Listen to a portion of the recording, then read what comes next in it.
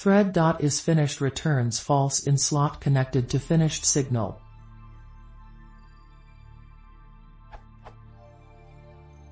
I have a thread that emits finished signal, but its isFinished returns false.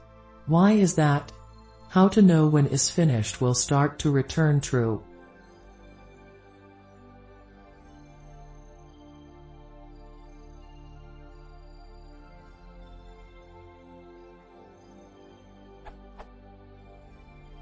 Sometimes it returns true, but most of the time it outputs isFinished, false.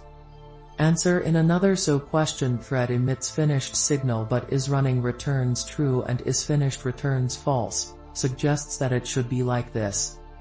At this point, isFinished should start returning true and isRunning false. The internals emit the finished signal. Pi 2.7.4, pyside 1.1.2, QT4.8.2.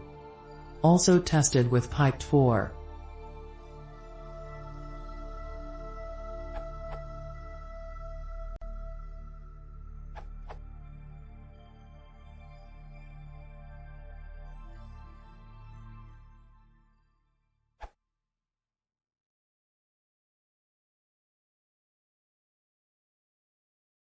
If you want to